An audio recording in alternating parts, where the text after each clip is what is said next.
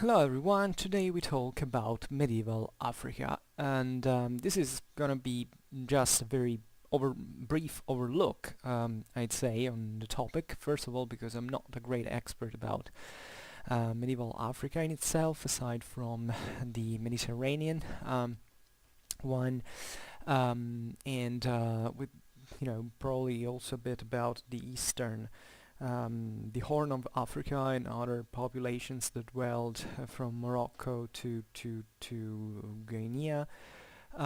But generally speaking, we just want to give an introduction to medieval Africa and to look at this continent during the medieval times a bit comprehensively. So not just a concentrating on a single civilization, a single political entity, which I might do in the future at one point, but let's take this as an introductory video and get started. This is part, telling the truth, of my medieval history videos at a manualistic level. So it's obvious that I usually talk about European medieval history, and therefore sometimes I take into consideration other continents, other especially lands of the Asian and African Mediterranean. So I don't think, for instance, I will even have to do specific, I already talked sometimes about, I don't know, the Mamluk Empire, therefore African history from Egypt. I've talked extensively about Persia already sometimes. So I probably will not dedicate a video like this to those, because it's relatively easy to talk about those histories. But definitely I want to look a bit more in the future, if I'll have the chance, to the other continents that, although in contact with the Europeans at a time during the medieval history, sometimes continuously, take Asia. The Europeans traded extensively with the Far East, as well as with other with certain regions of Africa.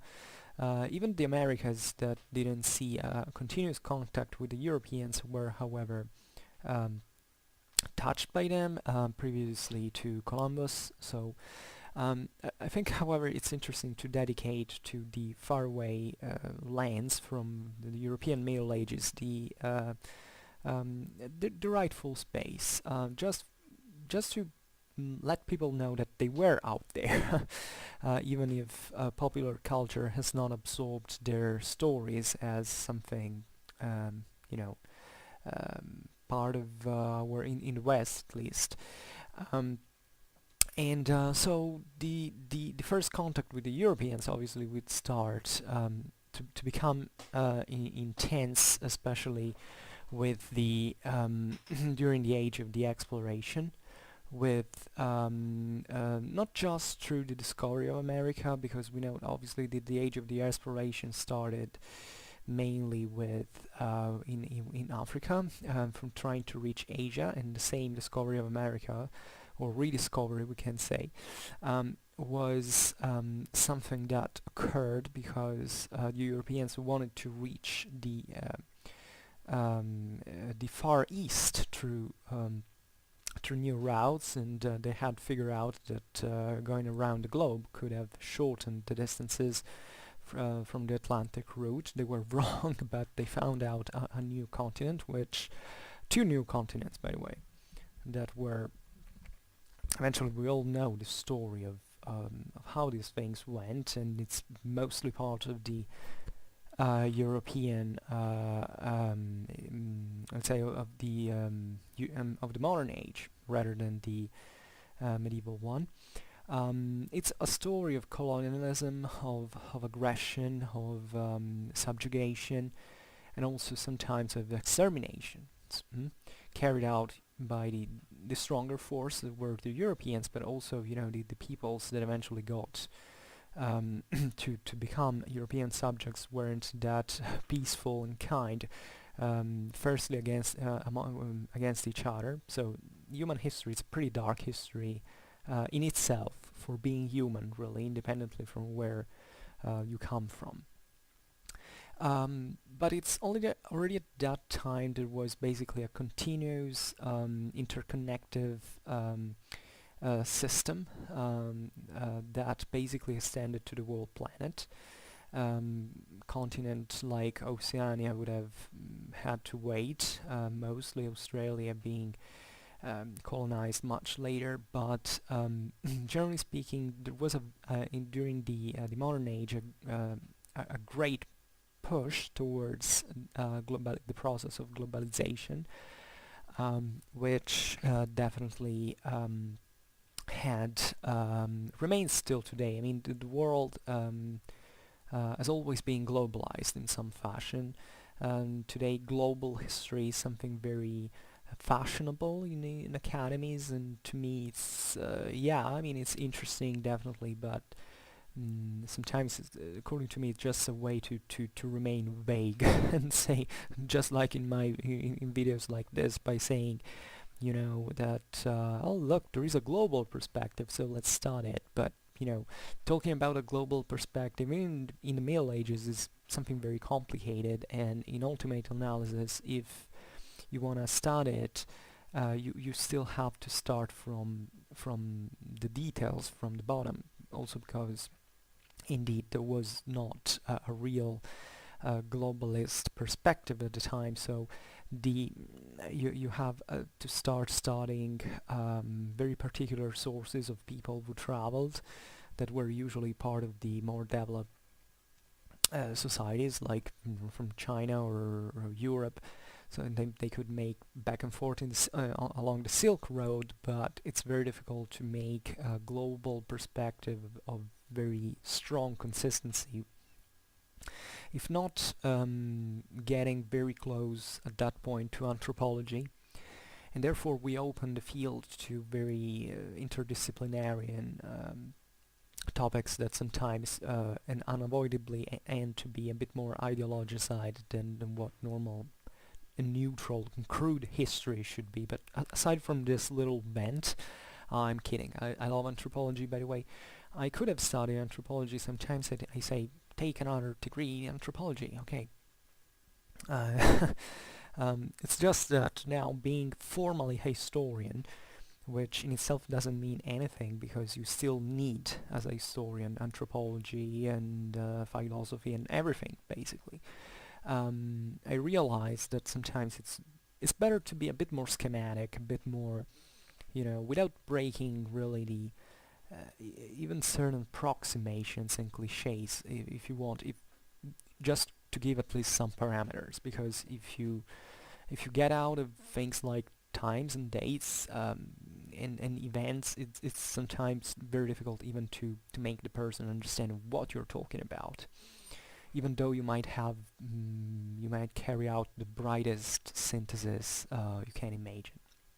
So the history of Africa, in this sense, in this global perspective, is the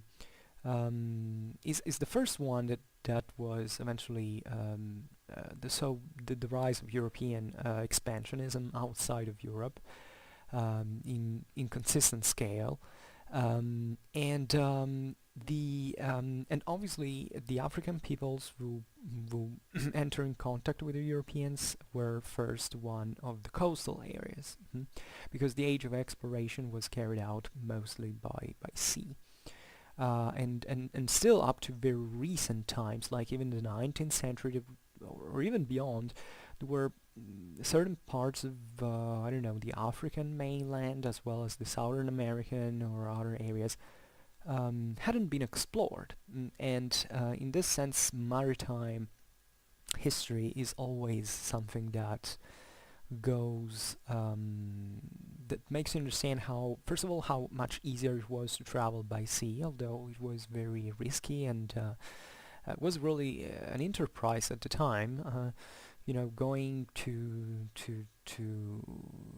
America the first time for Columbus or whoever came first, it had to seem like going to the moon in 1969. So you don't have to give that for granted, and you don't have to give for granted that these peoples were aware of that global perspective that we try to look in them, because they had a completely different mind that set that was definitely oriented towards much closer systems, at least from a geographical point of view, but that went far beyond that. When the Europeans, well, but we're going too far now. Let's just stick to medieval African history. But I just wanted to say that it was the Portuguese that pioneered the circumnavigation of Africa, exactly for the need of finding a way for Asia that could go past the Muslim powers of Egypt and of the Ottoman Empire and Persia, etc., without paying tolls for goods and traffic to travel in there. So Africa had, in this sense, had a very interesting story, even in prehistory, in the sense that it's basically from the 4th millennium BC that Mediterranean Africa and the sub-Saharan one basically differentiated so much.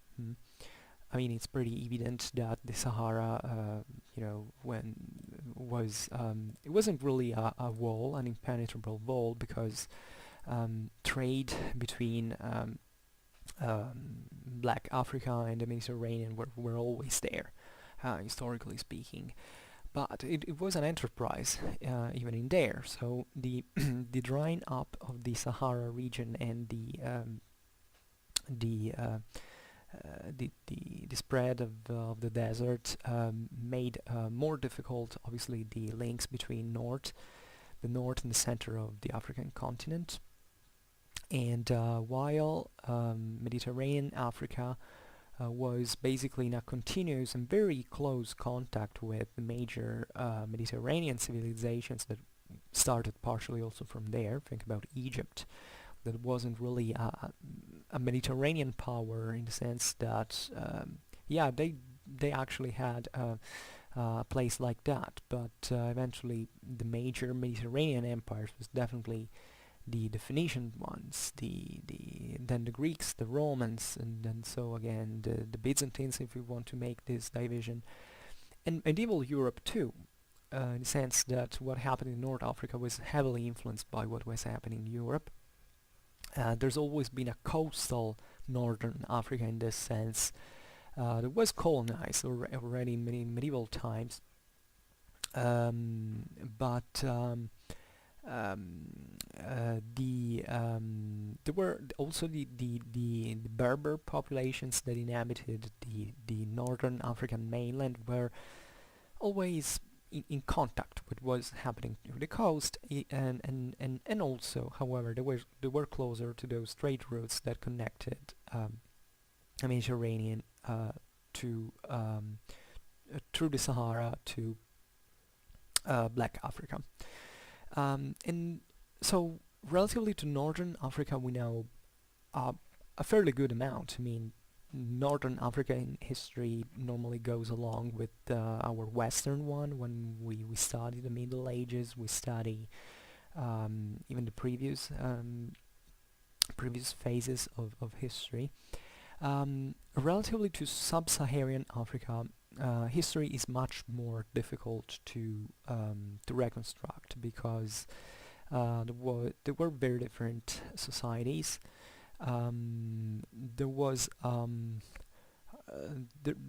are scanty informations relatively to travelers that went there, and even obviously the cultural difficulties of understanding the local societies without having sources that came from them. In this sense, the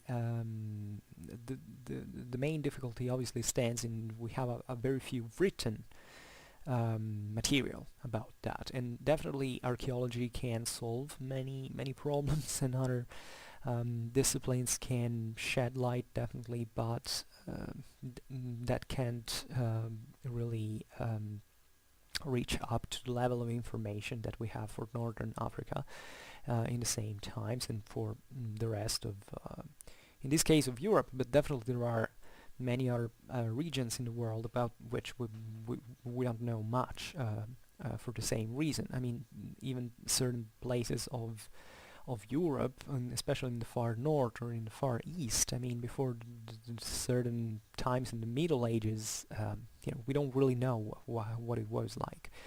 In this sense, they can't be compared to even to sub-Saharan Africa and other regions.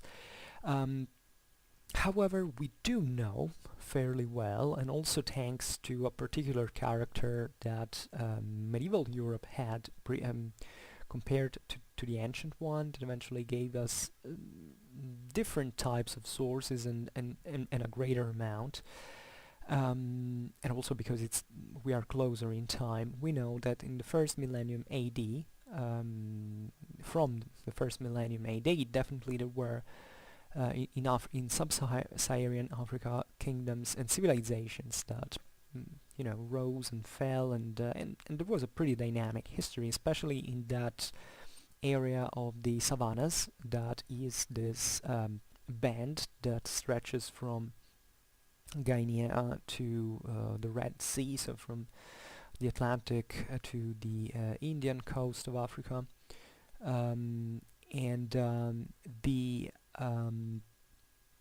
that is this kind of relatively more temperate area that has a good environment, at least compared to the Sahara or the one of Black Africa, with the tropical forests and all, and where the environment is extremely hostile, into which several civilizations and reigns seemingly dwelled, and had also a certain degree of received a certain degree of influence from Europe, from Asia, and in this sense progressed relatively far. They had more resources, they knew how to invest them. They traded with Europe, with Asia, so there was a pretty and we will be seeing now in detail what we're talking about. So this area is practically it's the Sudanese. It's called Sudanese area, in the sense that today Sudan is a state, not a small one, but definitely not encompassing a huge amount of land into Africa. But Sudan is really a term that was originally used to indicate, it was an Arab term, the Arabs call it this way, the land of the blacks, the land of the black people, that indicated this huge band of territories that were under the Sahara, and that were known by the Arabs because there were many camper routes, many caravans. So the Arabs at a point came to conquer North Africa, so they were in contact with these from the other side. They were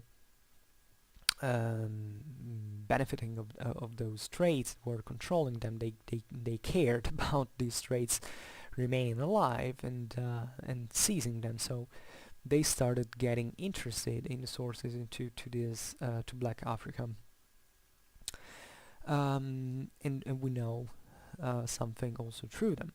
The Arabs at this time were great explorers, and furthermore, in the early Middle Ages, they still retained a lot of information from the classical past that today have been lost. Because when they conquered the Byzantine Empire, they took all the libraries that were in there. It's really a bit of a myth, the idea that that Muslims destroyed libraries like the one of Alexandria. I mean, sometimes they would claim that in order to say that only the Quran had to be read as a book, but the truth was much different. I mean, this was just a propagandistic shout-out, while the Muslim rulers were actually quite interested in Hellenistic civilization and praised it a lot. And we know from Islamic literature that the Arabs knew a lot about the ancient explorations of the Greek and Roman world. I mean, that the Greeks and the Romans had carried out in the world, even very far away, and that now the Arabs were interested in because they were doing the same thing in their place, because they traveled as merchants as far as China, Scandinavia, and also Central Africa. And at this point, in this savannas area, there were actually quite big and important political entities. In the Nigerian area, we remember the empire of the Ghana, which was I was looking at the map here. Was sometimes you find empires or kingdoms. This is really, it depends really by which standards you look at them, because every kingdom, you can argue, has a certain influence on other neighboring entities. So when we're looking at these powers, obviously there was a core, a center of power that eventually was extended on other surrounding peoples, sometimes quite directly, sometimes just nominally speaking. The Ghana Empire lasted from the 8th to the 13th century, roughly.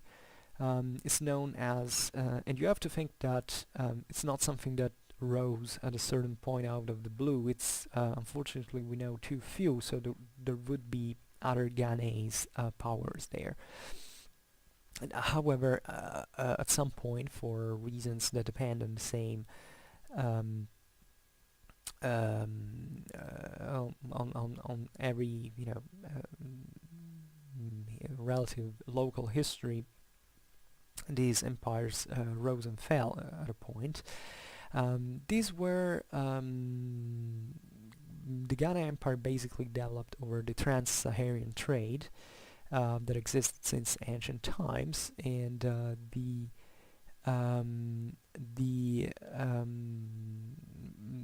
there were essentially we don't know very much, but it seemed that the Ghana Empire rose thanks to introduction of new technologies that allowed trade routes to take more speedy ways.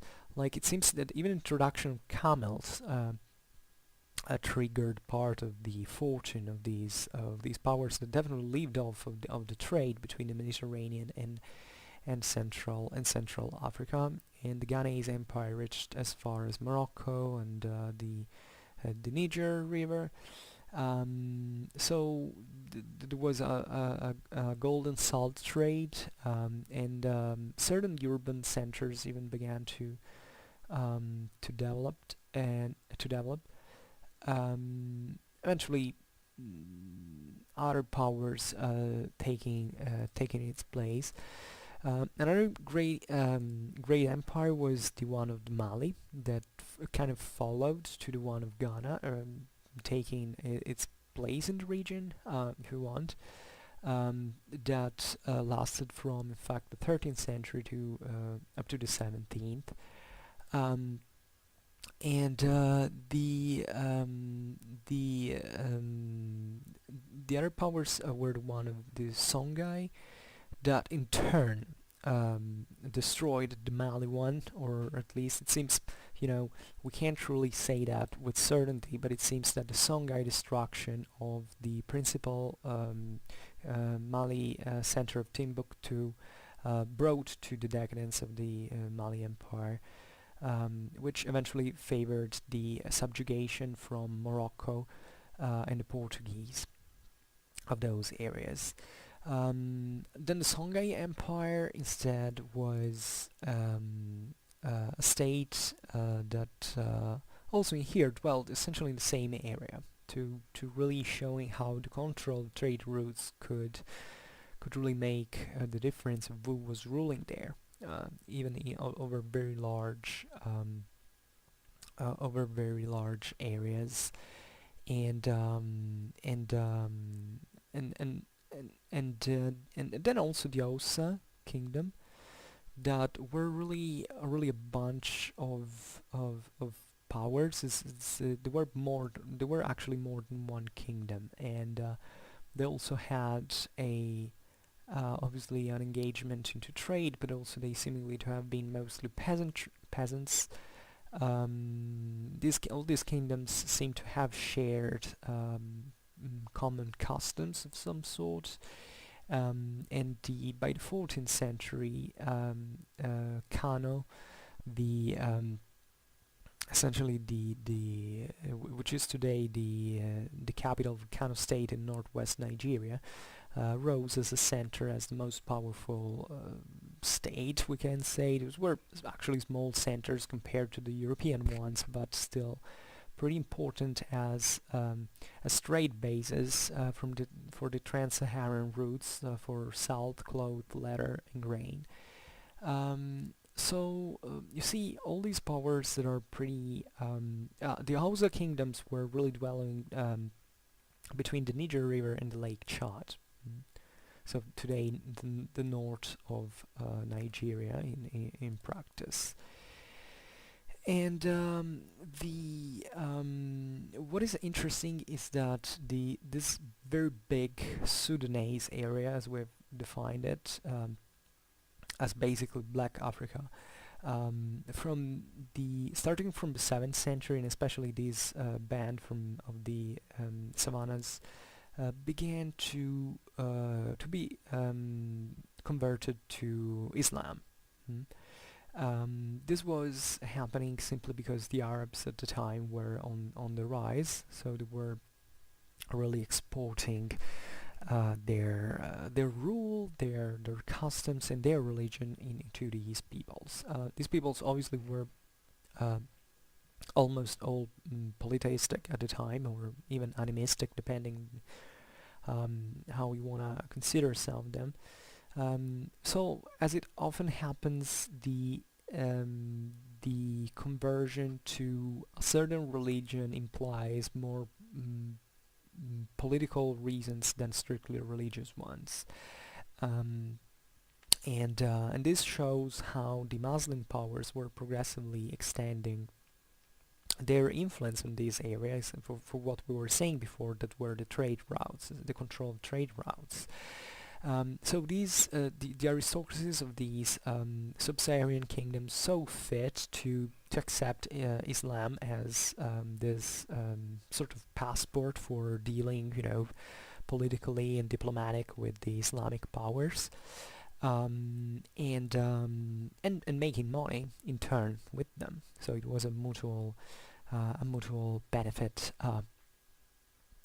But we have to think that, as we can see even in those states today, that there were traditions and beliefs that remained rooted into these societies that kept largely believing in their old religion.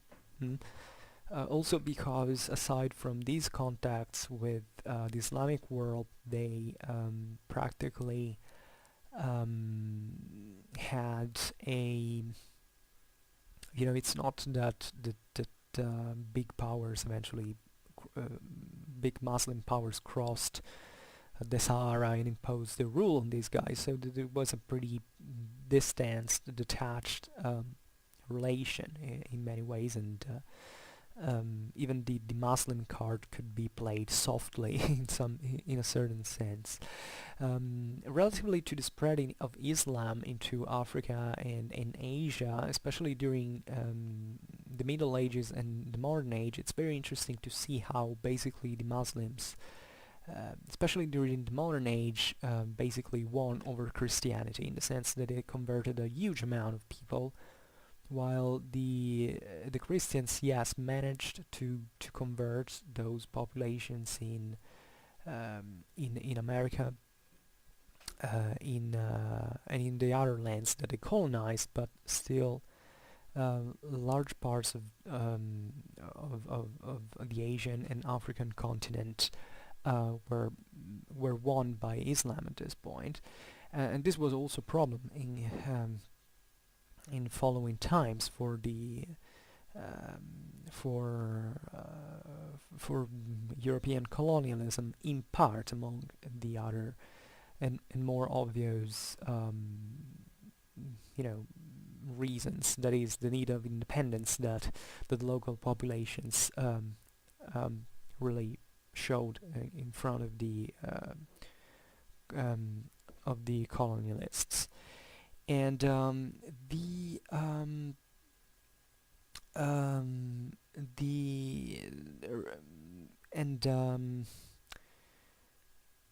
there were also other powers in the area that is immediately south of the Sahara, but this time in the eastern area of the Niger basin, that between the first and the second millennium BC developed as kingdoms, like the one of Kanem.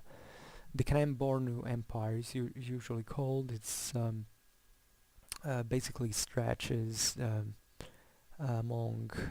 between southern Libya and Chad and Nigeria today.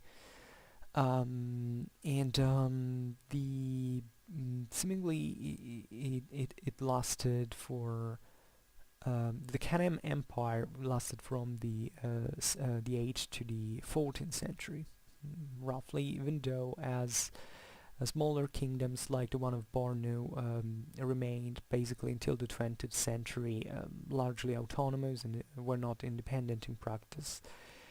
And then there was also the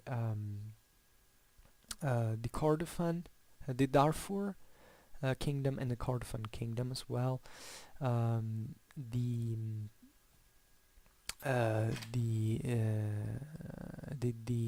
that I remember, the Kordofan area is a pretty fertile one, so you have really to look at the reason why certain powers developed in a specific area. So these favored the usual surplus from agriculture, and then other power that could, I mean, resources that could be invested in this sense in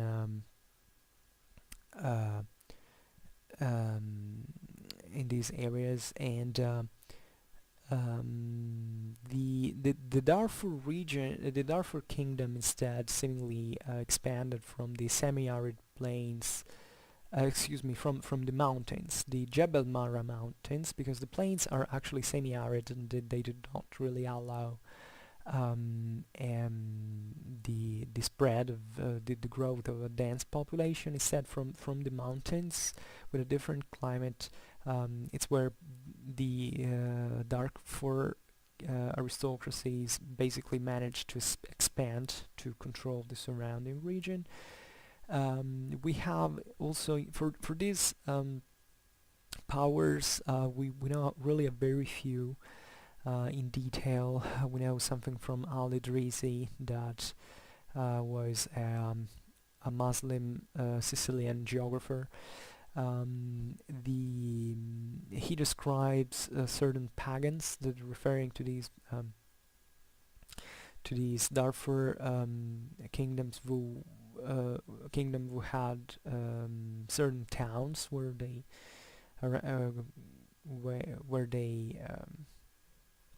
around which their power gravitated. And we have other informations from certain travelers and all, but not really excessively much. And these powers were they made really a lot of money from the trade of slaves that were directed towards the Islamic Mediterranean world.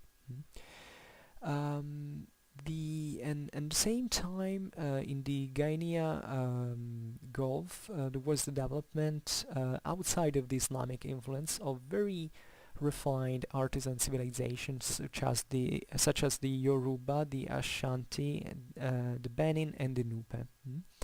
So all populations in this sense were enough well off to dedicate to crafts and to sell their products to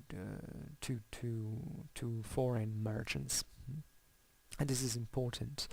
Then really looking at the east of Africa, then we have really very complex stories we have between the Nubia and Abyssinia. The presence of very advanced civilizations that were influenced in this sense by the Mediterranean civilizations, by the Arab civilization, especially the one of Yemen, that is just in front of the the Horn of Africa. And in the 4th century, this area had seen the birth of very important Christian kingdoms. Actually, local powers of a certain importance existed even before this time. And the fact that however, that they had converted to Christianism put them under pressure when Islam eventually spread a few centuries after their Christianization. But especially the Ethiopian Empire had the Kingdom of Abyssinia, that basically eventually turned into the Ethiopian um, um, empire as well. The Which is, if you say Abyssinia or Ethiopia, it's practically the same. Abyssinia derives from the Arabic al-Abash, and well, Ethiopia, it's at least documented in Amharic, at a very early stage. It's interesting that this language is Semitic. In fact, the Africans of Eastern Africa, of the African Horn, are actually not just very much exposed to European and Asian influx throughout history, but they're also ethnically much more similar to them than the other Africans, at least in the one south of Sahara. In fact, that Africa has a hugely diversified ethnical background. There are many ethnicities, really, and these differences are important because it also shows how different human groups developed in certain areas, and how geography in this sense is very important to separate certain worlds at the point of changing them, even phenotypically, and to develop especially different societies that in this sense have different vocations, different stages of development, and in all these contacts with the external peoples are very important. So the Ethiopian Empire eventually would have lasted until the conquest of it actually lasted until 1974, when there was a coup d'état by Derg, and very awful story. The Ethiopian Empire had already suffered under colonialism, very during the Italian invasion and all, and then thing even got worse after that. But aside from this, just for saying that these were millenary civilizations with very great, with very developed ones, that had very similar culture to the one of Asia and Europe, and of Northern Africa. The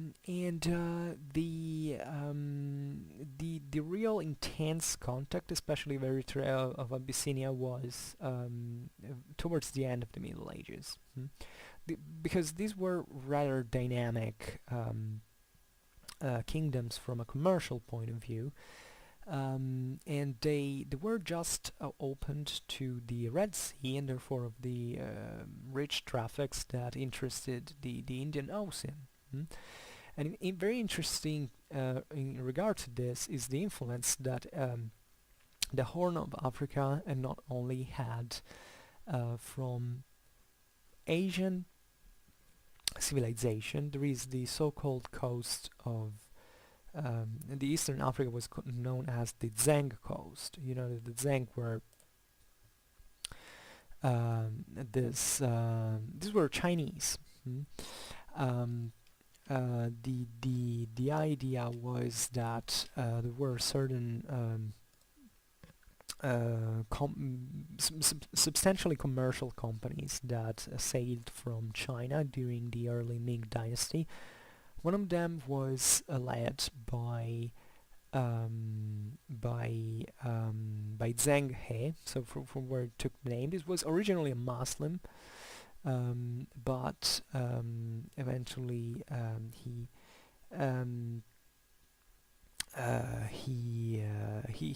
expanded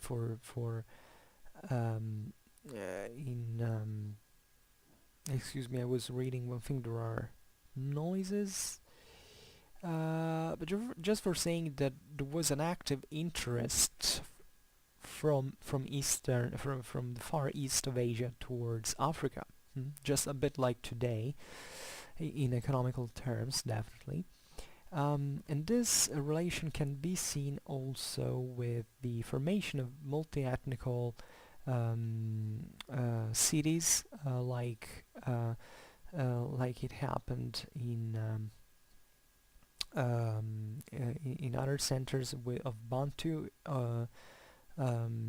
elements and Arab Persian elements that were very active in trade, by the way. So really speeding up the process of cultural blending, we can say. And if you take Madagascar, you see that here there was even the creation of Bantu Indonesian kingdoms. So there was a lot of essentially trade and piracy, if we want really to tell it all.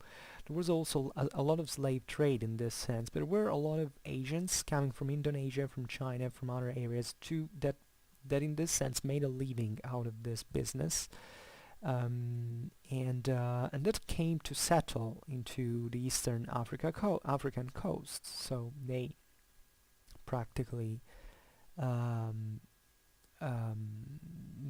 even contributed to shape culture, ethnically and culturally, modern African identities of those areas.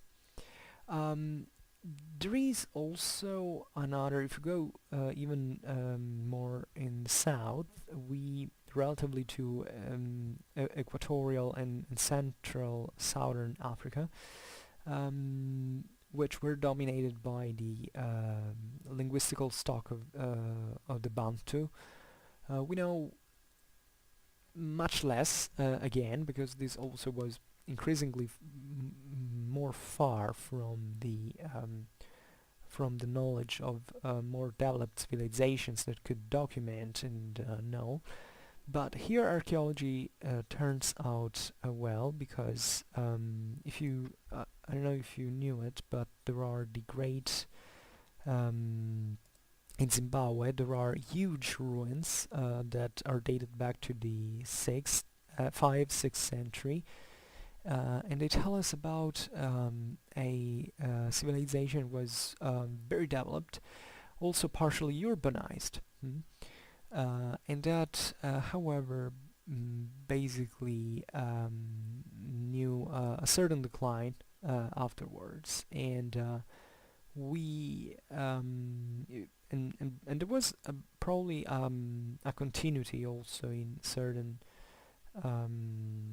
forms of urbanization. If you know, I don't know if you've ever seen the Great Zimbabwe. There is a medieval city near Lake Mutirikwe, in Zimbabwe. This is a pretty big thing from an archaeological point of view. It seems that it was the seat of a local king. It has this really big. This was created probably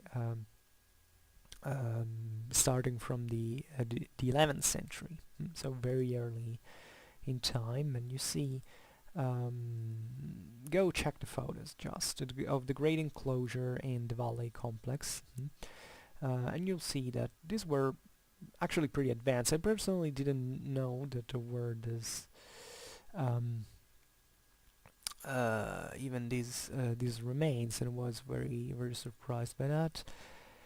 And we know even certain reigns from the 13th century into Congo and Rhodesia, and their economy was based on mainly on agriculture and on the development of the rich mines that in this sense began to attract quite soon in the early modern times, 16th century, the aims of the European colonists. And in this sense, you have to think that all these civilizations at one point began to enter in contact with the Europeans, that even sided. For instance, the Ethiopian Empire was at one point threatened by the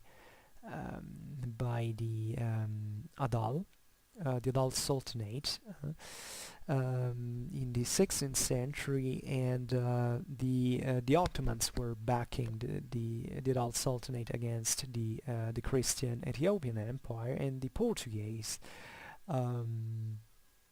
actually helped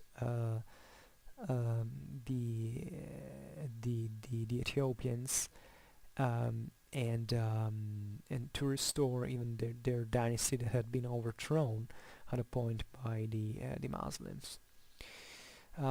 So here you see lots of actually of trades, eventually of ports, small forts, especially on the coasts, where there were quite wide exchanges. Going back a bit to Western Africa, you see that around the Mali Empire was a lot of trade of gold, of slaves, of spices, going from south to north, then towards the south actually salt. That is not surprising, because also salt was used to preserve food, and you know, the southern you get, the more humid it is in Africa, so it's much more difficult to preserve food, so this was imported. And then from the coasts also fish and agricultural products really were exported. Between the Mali and the Kanem towards, so the axis west and east, there was a lot of gold, ivory, fish, coal line slaves being arriving, especially around the city of Kano, that we mentioned before, was extremely important. There were pearls of glass and slaves arriving from the Gulf of Benin. And also smaller tools coming through the Kanem Empire and relatively to Eastern Africa, and even far south, you see that there was even certain Chinese porcelain being imported and gold exported. So mines of gold, of iron, of copper in the area.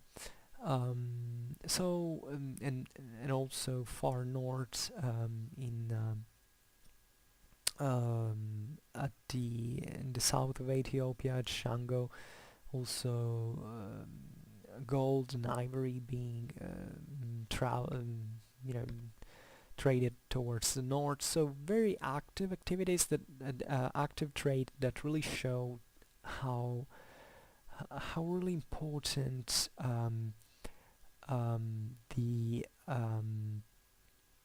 and for importing Chinese porcelain, you need objectively into Zimbabwe quite a quite a surplus.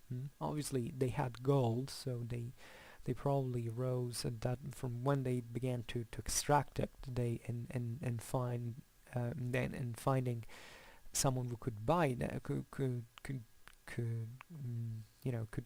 give something in exchange. They made they were able to acquire many even luxury goods, and but this implies that it was a pretty advanced society in there, like indeed the Great Zimbabwe ruins actually suggest.